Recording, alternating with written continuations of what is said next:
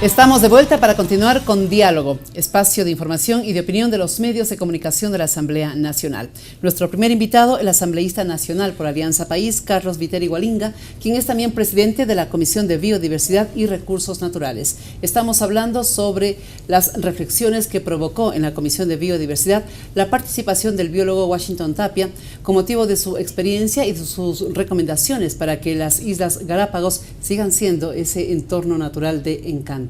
Ya nos ha dicho el asambleísta los principales problemas que se han visualizado, las posibles soluciones que también se han presentado, pero hay una inquietud que la conversábamos mientras también esperábamos el volver hacia el aire con esta emisión, señor asambleísta. La situación de la población en Galápagos. ¿Cómo viven? ¿Cómo están? ¿Qué quieren? ¿Qué dicen? Nancy, yo creo que en el tema de Galápagos es evidente que hay un falso dilema. Y que en torno al cual se han dado debates tanto en el país como en foros en el ámbito internacional, que es el tema de la conservación y el desarrollo. Por lo general, con frecuencia, aparecen como temas incompatibles o como que no hay desarrollo si no se afecta a la naturaleza o a la biodiversidad. Y eso acá en el país no es menos cierto, que hemos entrado ya a un debate en donde estamos derrumbando esos falsos dilemas. En el caso de Galápagos, consideramos, y justamente el biólogo Washington Tapia pues reconoció que que hay que superar ese falso dilema y que es factible alcanzar el buen vivir de la población.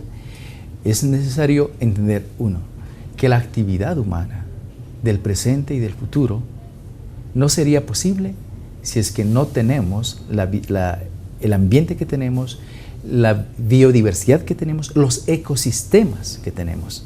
Así de simple. O sea, es necesario partir de aquel reconocimiento. Son los ecosistemas los que sostienen, los que soportan toda actividad humana. De tal manera que a partir de ese reconocimiento, efectivamente, nosotros podemos planificar el territorio, desarrollar adelante las políticas de dotación de servicios básicos y todas las políticas económicas. ¿Sin afectar al ecosistema? ¿Se puede lograr aquello? ¿O afectando siempre va a haber una afectación, grado? Siempre va a haber una afectación, ¿ya?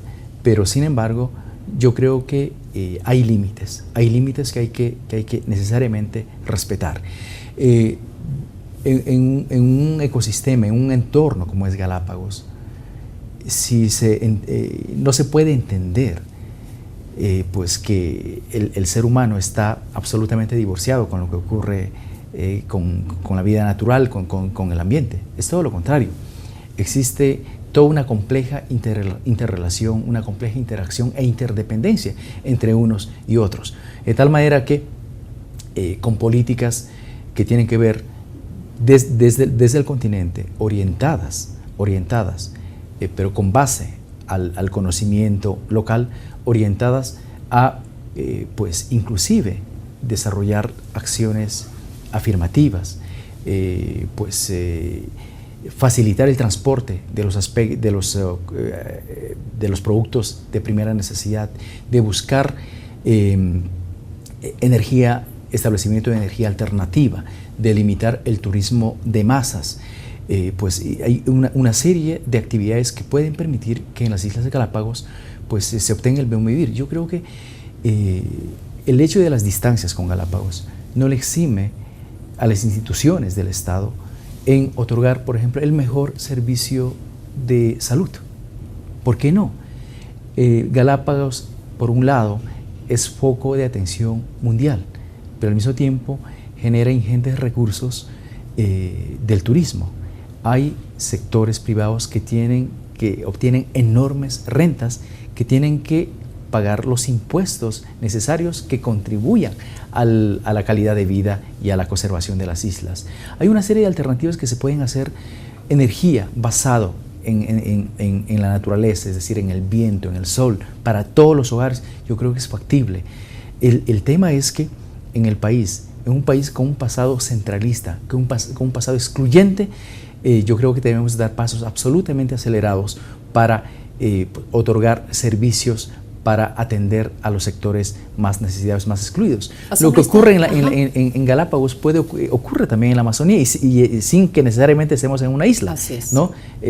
Yo creo que hemos superado muchísimo estos niveles de exclusión y sin duda, hoy por hoy, con la reforma que se está discutiendo en la Asamblea y juntamente con el Ejecutivo, le esperan mejores días a nuestras islas. ¿De qué vive la gente en Galápagos? ¿A qué se dedica mayoritariamente?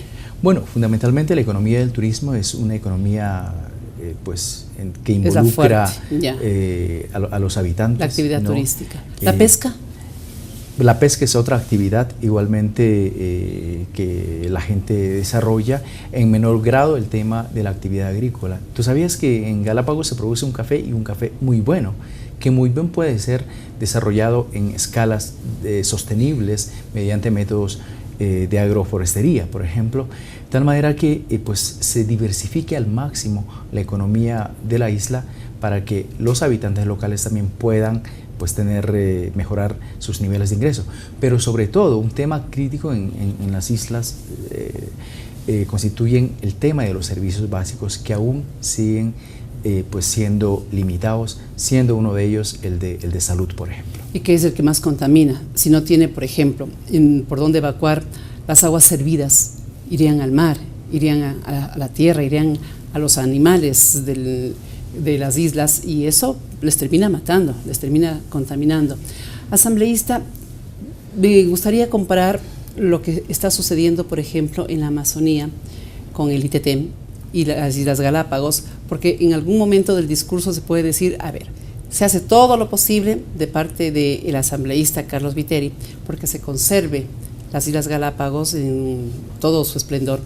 No así en la Amazonía, en donde con el ITT se están abriendo carreteras, se están no solamente transportando lo que se necesita para la explotación del ITT por senderos, sino por verdaderas autopistas. Quisiera, por favor, esa explicación válida en este momento para relacionar lo que está ocurriendo en la Amazonía con el ITT y lo que quiere hacerse con Galápagos, y de hecho que ya se está haciendo por conservar a las islas encantadas como son. Bueno, yo creo que la Amazonía, nuestra Amazonía y Galápagos tienen algunos aspectos en común, y eso tiene que ver básicamente con la enorme biodiversidad que caracteriza a las dos regiones, igualmente con la fragilidad de sus ecosistemas, y por otro lado también con la economía y la creciente población. Son aspectos comunes y al mismo tiempo también de un pasado de saqueo.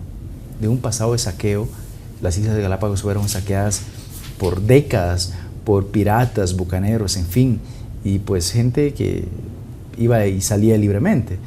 La Amazonía igual, lo propio.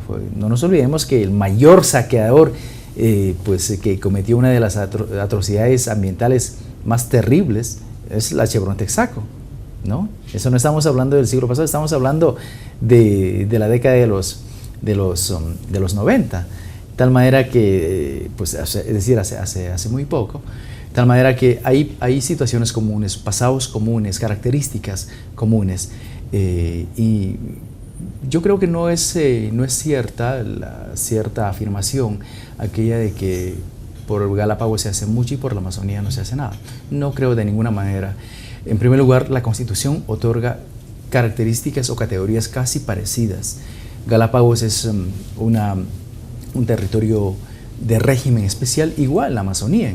En el artículo 150 se establece que la Amazonía es una circunscripción territorial especial con una planificación integral para proteger toda la biodiversidad, ¿ya? Para la convivencia de toda la diversidad social, estratégica económicamente, y se dice que también que tendrá esta planificación incorporada en una ley propia, en una ley especial propia, de tal manera que estamos hablando en términos normativos igual categoría, igual preocupación, y en términos de políticas públicas se está llevando adelante acciones que con todo el pasado de exclusión que tuvo la Amazonía, así como las Islas de Galápagos, en este poco tiempo si bien se avanza, aún queda mucho por hacer, hay muchísimo por hacer, de tal manera que en la Amazonía la principal fuente de ingresos para el país sigue siendo la actividad hidrocarburífera, pero una actividad que hoy por hoy se desarrolla con características absolutamente diferentes que en el pasado.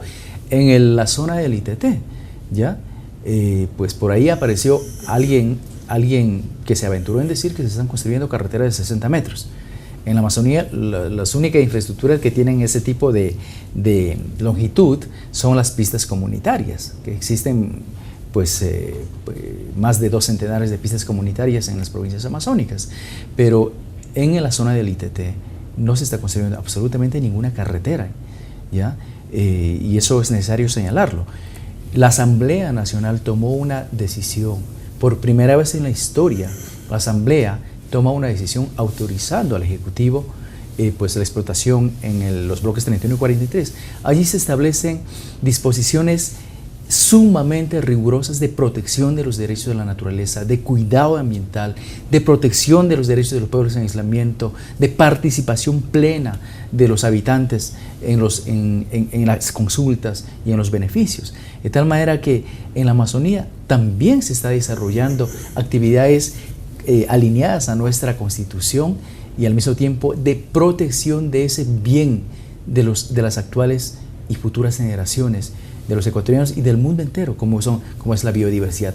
No es cierto que estamos haciendo mucho, y esta Asamblea tiene una preocupación histórica. Por primera vez declaró de interés nacional con todas las exigencias mayores que gobierno alguno pudo haber tenido para defender nuestra biodiversidad y para proteger los derechos de sus habitantes. Ahora, así lo queríamos escuchar y por eso era nuestra inquietud, y nos dejamos a ustedes, entiendo, señoras y señores, satisfechos con la respuesta que nos ha dado el asambleísta Carlos Viteri, presidente de la Comisión de Biodiversidad y Recursos Naturales de la Asamblea Nacional. Gracias, señor asambleísta.